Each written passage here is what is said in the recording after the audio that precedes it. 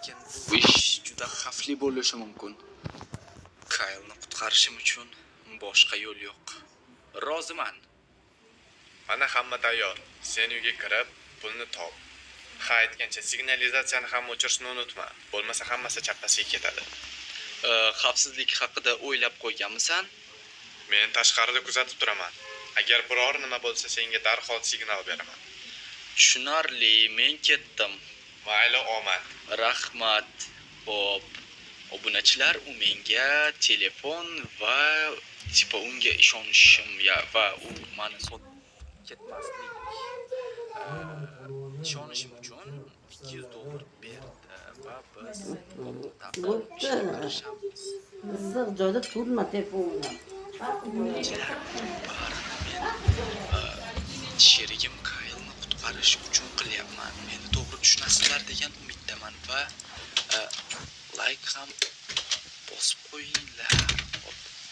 Sekin tepaga chiqamiz. Lekin negadir bu odam yashaydigan uyga o'xshamaydi. U eshik ochiq. Hozir qayerdandir signalni o'chiradigan nima deydi, qutichani topishim kerak.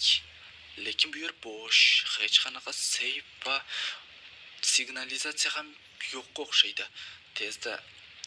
Tezda ana bu bolaga xabar berishim kerak. Xo'y, bu yer bo'sh-ku, axir seyf ham, signalizatsiya ham hech narsa yo'q. Nima?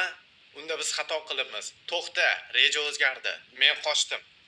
Yo'ma-yo, Jennerson, obunachilar, biz xato qilibmiz va ana bu ahmoq qochib ketdi. Tezroq qochish kerak.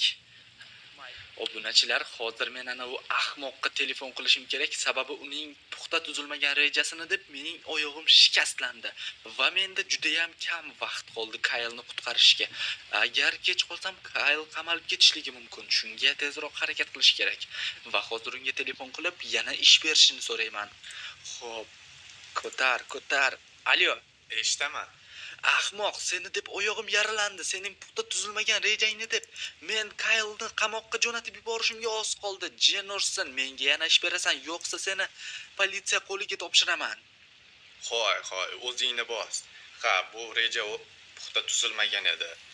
Ammo keyingi ishni senga bersammikan, yo'qmikan? Bu o'ta murakkab. Ber, menga ish kerak, axir tezroq $350 pul topishim kerak. Ha, mayli, kelishdik. Unda meni yaxshilab eshit. Ertaga ertalab seni boshpanangning oldiga o'z mashinamni qo'yaman.